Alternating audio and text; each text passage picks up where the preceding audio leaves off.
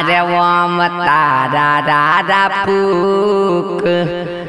अजलती सलेक छौड़ी के मरही में रूप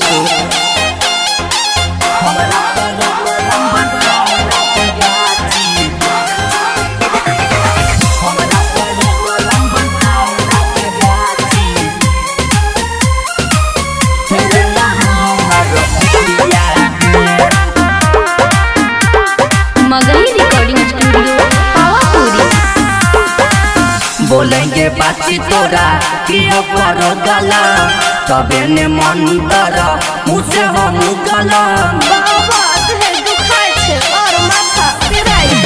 बोलेंगे बाची तोरा किया करो गला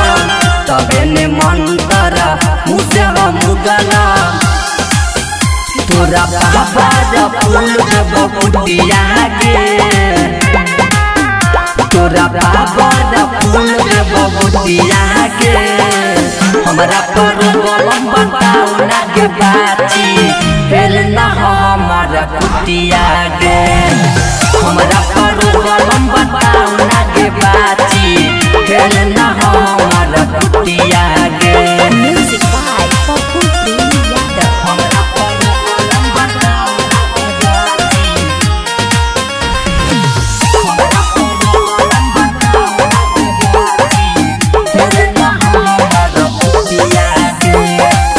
जवानी पानी पानी हमारा दिखात हो सुन के बोलती हमरा कुछ नहीं बुझात हो तो जवानी पानी पानी हमारा दिखात हो सुन के बोलती हमरा कुछ नहीं बुझात हो तोर जवानी से फेंको हो लुटिया के तोर जवानी से फेंको हो लुटिया के हमरा पर गलम बताओ ना के बाची हेल ना हमारा कुटिया के हमरा पर गलम बताओ ना के बाची हेल ना हमारा कुटिया के मगही रिकॉर्डिंग स्टूडियो पावापुरी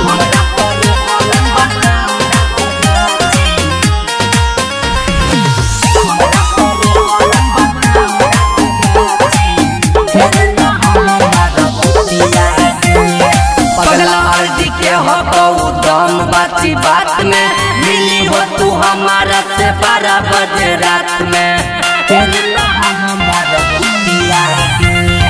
पप्पू टिंकू दीपक के हो दम हको बात में मिली हो तू हमारा से 12 बजे रात में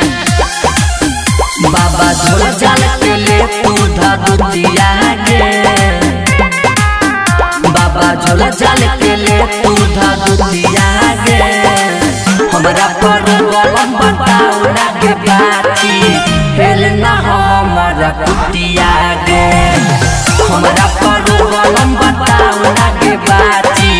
हेल ना हमारा कुटिया गे मगही रिकॉर्डिंग स्टूडियो पावापुरी।